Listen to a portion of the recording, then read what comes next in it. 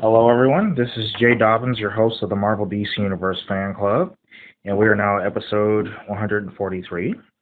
And I'm glad to have back two of our guest panels from episode 13. My cousin CJ. How's everybody doing today? And, of course, my little brother John, also known as Hypocrace. What's up? And we're going to do a review on one of the greatest Marvel movies of 2018, The Black Panther. Your thoughts? I thought that it was a very well-made movie. I thought it was great. I wouldn't say that it's my favorite Marvel movie, but it's definitely number 2 on the list. As far as background character movies go, it's probably one of my favorites. It was definitely the best origin story, and I say that even saying it was better than the first Iron Man movie. Mm-hmm. It's kind of hard to say that, but it's up there. And I love Chadwick Boseman as T'Challa, and of course, I love Michael B. Jordan as Eric Killmonger. He stole the movie. He did. Yeah, he did steal the movie. As far as villains go, you like. Yeah, he's the one. I want him to come back. The only thing I didn't like about the movie is T'Challa being the main character. He was the least interesting person in the whole movie. He was just the most boring character in the whole movie. I think it's because he stole the other movie. He stole Civil War. Oh, yeah, he did. He did. Yeah. I think it's because of that. He had so much of a dynamic appearance coming in on that one that he didn't need to. Mm-hmm. Yeah, I mean, exactly. Because, like, okay. This is what I told the majority of people who are like, oh, man, I want to see Black Panther, man. I'm like, well, so I asked, are you going to see the Avengers Age of Ultron, Captain America Civil War first? He's like, no, I ain't seen those. I didn't know those were out. I'm like, well, so I tell them, hey, you might want to see this movie first before watching the Black Panther. That way you can get a clear understanding of the film. Because the film took place after the events of Captain America Civil War. Clear understanding of the motivation. Exactly. Right. Because in Avengers Age of Ultron, they introduced Ulysses Claw. Mm-hmm. But before that, they mentioned Wakanda. Because that's where the vibranium was from. Mm-hmm. That's what made Captain America's shield, and that's what Ultron needed to use to make his new body. Mm-hmm. Yeah. So when they mentioned the words Wakanda, I was like, oh, Black Panther. That's where he comes in. Because people have been talking about Black Panther film. So it was also a prep for Captain America Civil War as well. I mean, the Avengers Age of Ultron. So that's where Black Panther comes in as well. Mm-hmm. So you had that, and then, of course, Black Panther was finally introduced into Captain America Civil War. Right. So that's why I try to tell people, hey, before watching Captain America Civil War, don't just watch it because it's a black movie. Just watch it because, it's a Marvel movie, and the movie takes place after the events of 2 other movies. It's not necessarily a black movie. That's why I try to tell people. It's a majority all-black cast. Yes. That is the main, and the director. And the director is black. Yes. And the main character, of course, the protagonist, the hero, T'Challa. Right. He's black, but you just have to understand it's their culture. They're from an African country. Of course, the majority of them are African. Yeah. It's a Marvel movie. It's a Disney movie. It's a comic book movie. It's not a movie specifically for black people. Not one that it's not a Tyler Perry film. It's not a Tyler Perry film. That's why I try to tell people. It's not a movie that white people can't go to and enjoy because it's an all-black cast. It's not that type of movie. I read Facebook statuses talking about, we need this for the black community, and then it was like, okay, I have a Caucasian friend who was like, hey, I understand where they're coming on that aspect. No, but here's go ahead. Because what superheroes do we have that are predominant in all the years that there's been movies? What superheroes have we had that had a movie of their own and that has a following nonetheless? Besides, we talked about Blade earlier. Besides Blade, who else? What other superhero? Like, they don't even give us the Green Lantern. Oh yeah, John Stewart. Yeah. So, like, what superhero do we actually have? So I understand when people are saying we need this for the black community. Like, we need this face superhero. We need this face to be the face of superheroes for us as people. But when you tell other minorities, like, Hispanic, Asians, whites, that it's not for them, that's where Yeah, that's where the line. That's where you exactly. Yeah, That's where it's nevertheless, I kind of get what people are Right. trying. I can understand why someone feels that way, but they're not expressing it in a way that it should be expressed. Saying that this is a black movie is not to say that white people shouldn't go see it or white people aren't allowed to go see it or it's not for white people. That's not the message that I think they're trying to get across. They're just trying to get across that there's now a black superhero that has entered the Marvel universe, and he came in with a bang.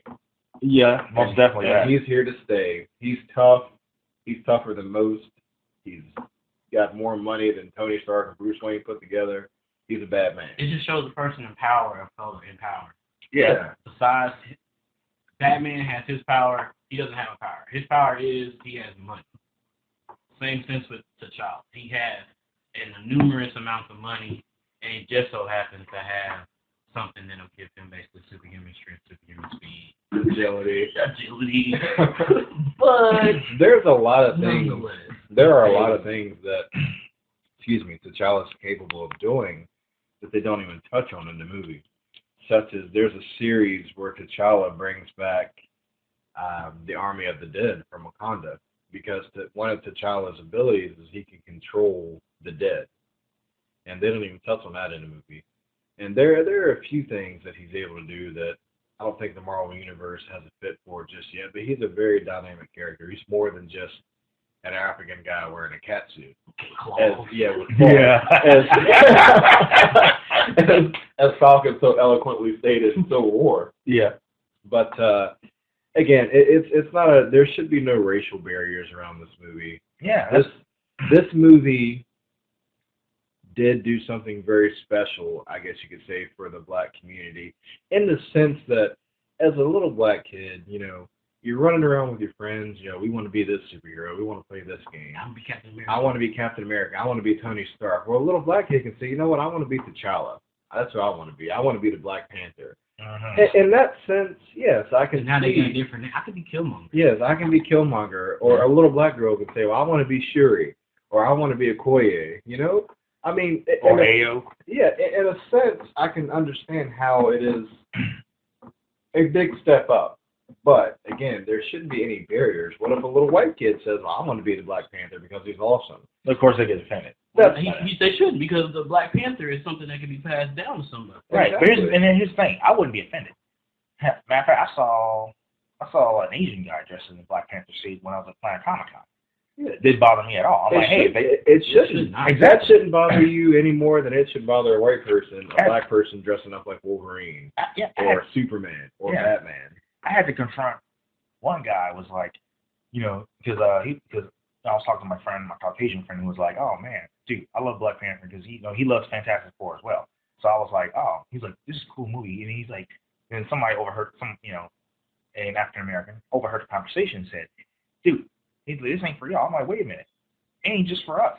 It's for everybody, all minorities." So I'm like, "You going around telling my friend that it's not for him, but yet it's for everybody."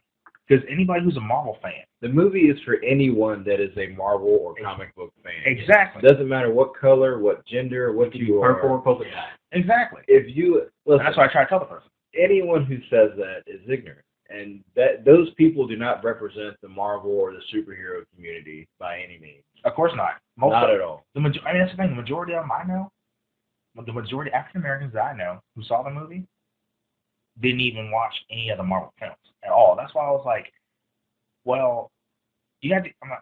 I'm not gonna make them do it. I just thought, hey, this would be a good idea to at least watch, Avengers: Age of Ultron and Captain America: Civil War. That way you can understand. That's what I suggested. But if they're not gonna follow, that's them. Basically, but go ahead. No, go ahead, man. Basically, how I see it, the movie itself it had a message behind it. Mm-hmm. It did. Because basically it's saying, hey, this is what we want people to think our culture is like. Oh, they think we're poor, they think we are famished, all that stuff. We don't have food and all that stuff. But when you really get there and you go there, you can see the beauty that's in this place and the wealth that's here. But you have to literally come. You got to be able to go to this place. And I just say, like, yo, you got to be able to come to us and be like, yo, take it all in. Right. Take it all in. Take all of us in. But again, and accept it. Right. And you know, the movie points out a very good thing also. In reference to black people, people of color, African American, whatever term you want to use, we don't all fit in the same box. Oh. We're not all the same. Just as T'Challa and Eric Killmonger, two totally different worlds, but they're totally the same. They're the same, yes. Two totally different spectrums, and that's how we are divided in our culture today. Right. The movie, even though it was an all-black cast, there was no message in the movie that says, white people, you can't come watch this movie. White kids, you can't like the Black Panther. It sent off no message of that sort at all. And I will say that it probably had the aspect of not colorism amongst like the same race, but it's like they didn't want to accept Killmonger. Right. Originally, like no. You're not one of us. Yeah, you're not. You were speaking our tongue. It had Who are you? It had nothing to do with his. Who are you? That was the part. That was that guy, the guy with the lip. Yeah. So he was like, oh, come on, because I was like, because Killmonger kept telling T'Challa, hey, ask me who I am. Yeah. And he's like, no. Nah, I don't care who you are. Yeah. Because if you tell me who you are, that means you real. Why are you real? And then, but here's the thing. So so the guy was like, okay, if the king's not going to ask you, I'm going to ask you. Yeah. Who are you? And the thing, it had nothing to do with skin color. He was just an outsider. Exactly. He wasn't part of them. Yeah. But right. He knew that he knew that stuff, and he had that ring on. So he's like, who? I mean, he was of the royal bloodline. Right. Because you know, he had the ring. He also had the knowledge. So I mean, he had the knowledge. So it's like, okay, you know, it's I mean, when he was like, I remember when he was like, dude, he's like, I am, because in Wakanda, he was in Swahili, or the language I think they speak in. In their language, they're like, you know, he introduced himself as he's like, hey, I am Indijaka, because that was his birth name. Right. Just like T'Challa, you got Jobu, that was his birth name, Indijaka. But in America, he was Eric Stevens, and then of course, mercenaries later on called him Killmonger. AKA Eric Killmonger. Exactly. But Indijaka, that's the name of the show. Right. And then, of course, he's like, I'm the son of Prince Jobu. Then one of them got up like, what? He was like, whoa. He got up. He's like, oh, wait a minute. He's like, what? But, it's just, the movie, when it came out, and people had this, this is a black movie. It's not for white people. And, even though I've never watched a Marvel movie, I'm black, so I need to go watch this movie. That kind of ruined the movie for me in a sense, because that's not what it's about. Spectacle. They made it a spectacle when it should have just been a movie that was fantastic. And it was a great movie, but people turned it into something it should not have been. This movie was no different than Captain America: The Winter Soldier. It was a great Marvel movie. Period. Yeah. Period. And it just so happened. That the cast was all black. That's right. 99% of the cast. Right. So, I mean, this wasn't an African movie. This wasn't a black culture movie. This was a movie Friday. This was a movie about a man that became king after he lost his father, and his internal struggle on trying to live life without the only man he's ever known to show him how to live life. Exactly. That's what the movie's about. Right. That's it. Period. Right. But the messed up part about the film, I mean, I'm just saying, like, what was like the part where, okay, T'Chaka, who is the father of T'Challa, of course, right? He kills his brother, to save Zuri. Yeah, Zuri, young Zuri. Yeah. So he killed his own brother to save him, but then the problem was he left behind a loose end, which was his son. He broke the rules. True, he broke the rules, but he's the king. True, he's the king. So why would you bring acknowledgement to that? That's somebody that could eventually take your throne. True, but here's the thing: it happened anyway. But who planned on that happening though? Well, the thing is, he didn't plan on getting blown up in that building in Civil War. He didn't. So, I mean, but here's the thing, Killmonger should have been like, okay, one thing that bothered me about the film is that, okay, your father's killer was already killed in Captain America Civil War, you know? So I'm thinking, okay, he's like, okay, yeah, my father's avenged. But he still took it out on T'Challa. True. And I'm thinking, like, wait a minute, why are you Even blaming though T'Challa had no knowledge. Exactly. He had no knowledge of it. And on top of that, I'm like, why are you blaming him for your father's death? It's like he's still trying to avenge him. I'm like, why would you do that when he? It just goes back to that old Right. saying that I have to pay for my father's sin. So yeah, I was like, wow, really? And then, you know, I mean, I was heartbroken when Killmonger killed Fury. Yes. I was really heartbroken about that. I was like, because he tried to say T'Challa though. He was like, hey, I'm the one that caused your father's death, you know. So then he's like, okay, fine, I'll take you out, but I'm going to still take him out. I was like, wow. He was just filled with so much rage and hate. Yeah. Hate. He didn't understand. I don't think he really understood what it was he did until after he had that vision of his father. Right. You know, the saddest part of that entire movie to me, No Tears for Me. That is the most heartbreaking part of the entire movie because he really had no tears for his father. Right. He was so tormented that he had no emotion at all, and that to me that was the saddest part of the entire. That one line was the saddest part of the entire movie. I was like, wow. Yeah, and he was heartbroken. Wow. To me, it was just bad. It was terrible. Right. He was like, hey, people die every day. This is how it is out here. I was like, wow. And his dad says, "What have I done?" You know, it's awful. It was painful also to watch the part where the whole movie is these two men struggling with the death of their father. You know, you have Eric Killmonger, the No Tears for Me scene, and then you have the scene with T'Challa where he says, "I don't think I'm ready," and T'Challa says, "Well, of course you're ready to be king." He says, "No, I'm not ready to live without you." Yeah. And that's powerful. You know, this is a grown man telling his father, "I can't do this without you. I can't be king. I can't live and walk around this earth without you." Right. And he has to figure out how to do that. At the same time, figure out how to be king, and at the same time, defend his throne from somebody who's destined to take it. And his pure willpower got him there. Yeah. In a sense. Oh yeah. I mean, it was just pure willpower. I mean, I feel like he could have beaten T'Challa with the Earth. He was that focused on doing it. Oh, yeah. Oh, realistically, probably not. I don't know. But here's the thing: when they were both even matched, Eric Killmonger was too much for T'Challa to handle physically.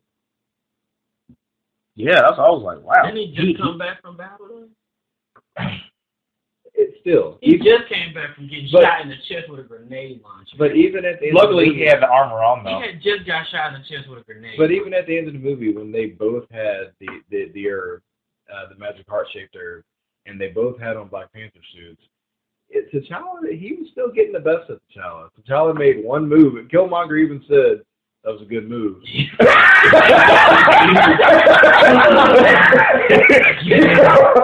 But I didn't expect that.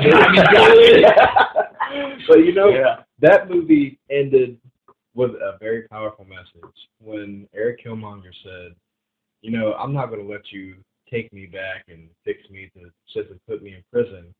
He said, "I don't want to be in these chains." He said, "My ancestors knew that jumping from the ships is better than living in bondage."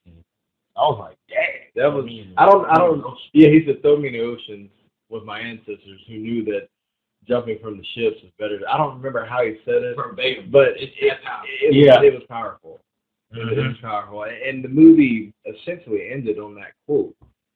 That was the end of Eric Killmonger, and of course, at the end of the movie, you have T'Challa telling the world about Wakanda and telling the world, we're here to help. We're finally going to open up our doors and let you know what we're capable of doing. Right. And you know, one thing that pissed me off when he was giving that press conference, you have this smug guy at the press conference, like, well, what can you all do for us? You know, you're just a bunch of farmers, people that live in the mountains. What can you do for us? Not knowing that, that Wakanda's the most advanced nation on the planet. With the smartest people in That's what I was wondering. I was like, what the heck? I'm like, how the heck did you even get in the press conference, man? You think you... I'm like, how the heck you doing? Who's this guy? I'm like, why are you here? How do you not know about Wakanda and their resources? But then again, there has to be somebody that's an antagonist. There has to be somebody on the opposite end of the spectrum. Yeah. Just that guy. Well, yeah. But overall, Black Panther, great movie. 10 out of 10. 9.9. Because there was some, you know. Oh, the movie wasn't perfect. It wasn't perfect. No. Hey, that's why I'm giving you a 9.9. It was good. It was good. I can lie. Basing it off the Marvel movies. The CGI was kind of crappy. That CGI suit was kind of crappy. No, I mean, well, I thought the CGI was a little too much, though, because you can easily tell with CGI. Yeah, that's what I was wondering. The first half of that movie was a bit slow. Right. And like I said, T'Challa is the most boring character in the entire movie. He really is. And it's a story arc process. I get that. But he wasn't in half the movie. He wasn't in half the movie, first of all. Half the movie was not in. This movie was more so about Eric Killmonger. Yeah, exactly. His story, basically growing up without a father. Yeah. And it was great. And I think that he was the most boring character, really, again, because he was kind of on the back burner most of the movie. Mm-hmm. But great story, still a great movie. Not perfect, but still 10 out of 10. Mm-hmm. Yep. So, yeah. But the cinematography was excellent. Oh, like magnifique. And then I did like the writing. You know, there's some parts there were some parts I didn't like. You know, and then the reason why I gave it a 9.9 because there was that part where Killmonger still blamed T'Challa for his father's death, despite the fact that his father was avenged. That bothered me. But other than that, you know, everything else. He was just driven by pure hate, rage. Who did he blame for his father's death? He blamed T'Challa, despite the fact that T'Challa was the one. I think he blamed the king. I think he blamed the king. The king. Yes, the king. It just so happened that T'Challa was the one on the throne. Was the one on the king at that time. I think it was the king he had to be. If he had an opportunity, he would have fought OG too. Yeah. He would have fought T'Challa. If T'Challa was still alive, he would have fought him. He killed him and took the throne. Yeah. OG, he would have. That's who he had his beef with. But the fact that he was on the throne, he just happened to be the man. That's what he wants. I want that. As he said, free, he's going to catch my fade. That's what he's right. He was something he wanted. He was like, I want that. I want that. You can't stop me from getting it. I'm taking it. Hey, Auntie. It's challenging. Oh my God, dude! Like it's challenging. One thing we have not talked about, I completely forgot. My favorite character in the whole movie. We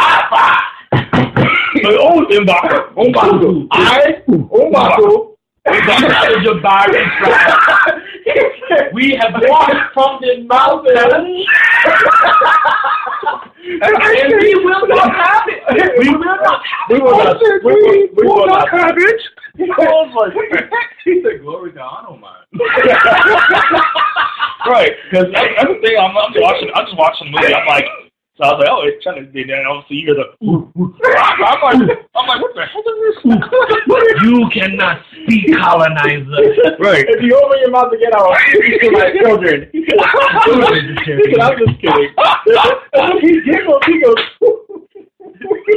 He's like, we are vegetarian. I was like, oh, okay, that's where I explained to fishermen, I guess. But and also, I love the relationship that T'Challa has with Shuri in the movie. Mm-hmm. You know, that brother sister. They're like best friends in a way. Like, I love their relationship and how they interact. You know, the part where he walks her around, she goes, "What are you doing? Your toes out in my lap." I love their interaction. Right. I was like, what? And the part she shows him this new boots. She goes, "You know what I call them? Sneakers."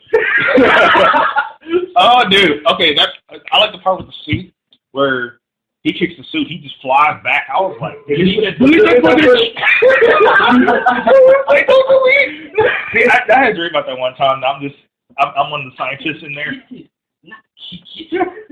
So I was just coming here and kick my finger out. What's wrong with you? Okay, I had a dream about like I had a dream about the movie several times. Like I was like in it, like background, like I was like, for example, I was one of the scientist guys. So then I'm seeing that flying back. I'm just rolling out laughing. He's like, delete that footage. I'm like, you better not delete that footage. I want to see that. I think this honorable mention. We do need to touch on how fine Koye was. This honorable mention. What about Ayo though? Ayo was fine too. Oh yeah, all of them. She was the way she was walking. All of them. But Koye makes me want to watch the movie at least once a day. Yeah, I like her. I like Koye. I did like Ayo. Like I remember I saw her. She was in Captain America: Civil War. Yeah. And then she's like, "Move, or you'll be moved." And then we were like, "Oh, we need to We were like, oh. But you know what? People will say, "Oh yeah, she beat up across her hands." But yeah, people don't know Black Widow's got hands. Yes. Hands. That would have been a good fight. No, yeah, and even the king, the then prince at that time was like, as much as I would love to see that. It's not at the time. I was like, I want to see that right now. But again, great movie. Mm-hmm. Oh, and then the other part where I had a dream where I was in one of the background servants or whatever, and then I'm hearing the part where he was like, I found my daddy with Pentagon in his chest. I was like, oh crap. He's like, yeah, King did it. And then that part where the ship's about to launch and deliver the vibranium. And then I'm one of W'Kabi's men. Right. So then he's like, I haven't healed. And as you can see, I'm not dead. I'm like, oh, that's unfortunate. So I was like, oh, no, King not dead. But he's like, well, your challenge is over. He's like, I'm done with that. I'm like, You're like, oh, you got to fight him again. But yeah. But I thought, very good movie. Very good. So that was, and then most people, like during the post, like when it came to the credits, dude, there was a whole bunch of people walked out of that theater. I was like, are you kidding me right now? So I turned around, I was like, wow. I was like, obviously downstairs at the credits for it, And then one guy had a shirt that said "Hi Auntie" on it. Yeah. That Killmonger, like a little cartoon version of Killmonger. Yeah, I've seen that. I was like, have you seen the movie? He's like, yeah. And I was like, well, did you stay after the credits? He's like, no. He's like, you missed some good. I'm like, yeah, you missed a whole lot of good stuff, dude. He's like, what did I miss? I was like, oh, the part where Wakanda is now no longer a third world country, and T'Challa now introduced Wakanda to the world. And they also introduced the White Wolf. Yes. Oh, and then the White Wolf. And then, because I was like, Winter Soldier was in that. AKA Bucket B. He's gonna probably I would sincerely hope so, and not stop. I'm rooting for Bucky on that one. I'm all for, I think there was a thing going on with Shuri and Winter. I think there was. If he was strong, there would have been. Because I'll leave it at that. No. I'm just saying. I'm just like, because I was like, I had to tell the guy, I was like, well, first one was the press conference when, T'Challa was now announcing to the world that Wakanda was no longer a third world country, and then the second one was with the Winter Soldier. But but I definitely did like Koye. Oh. I was like that. She had muscles on. She had that. That figure was on point. Yeah, who are they? Yeah. And then.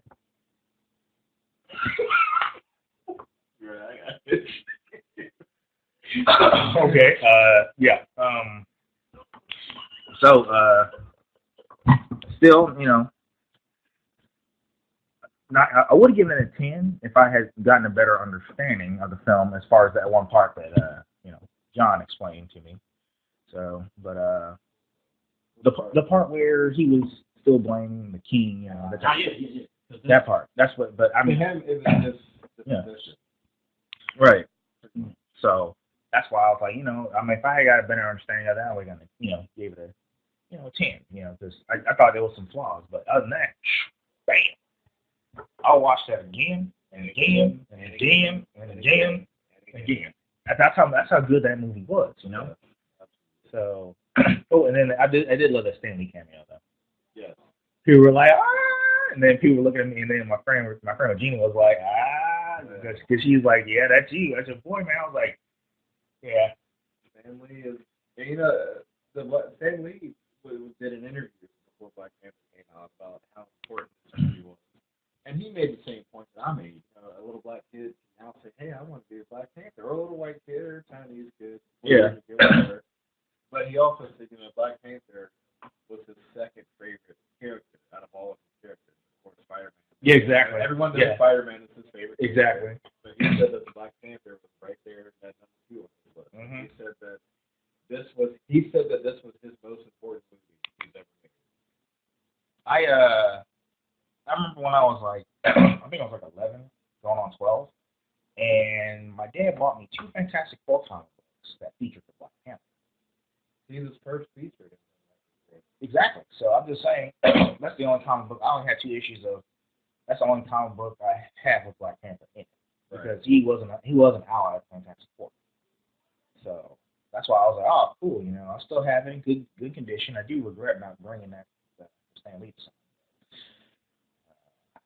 something. But other than that, I don't have any. That's the only comic book I have with Black Panther in it.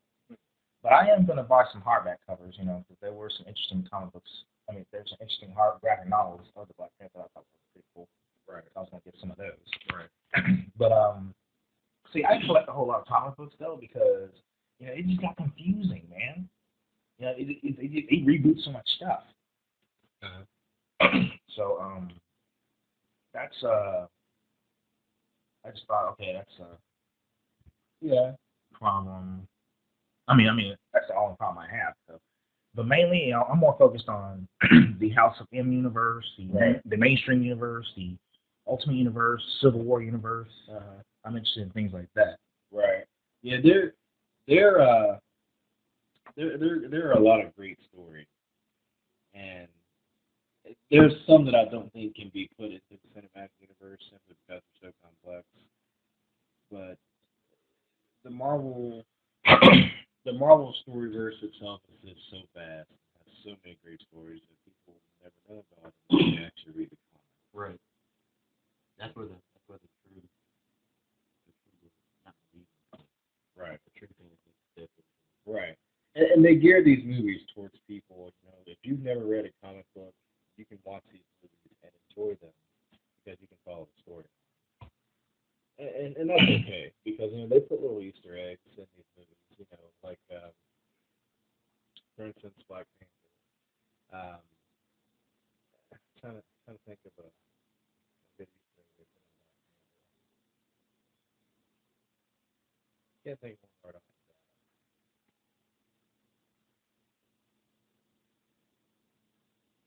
But great, like a great movie. I've watched it again. I watched it multiple times, especially if they put it on Netflix.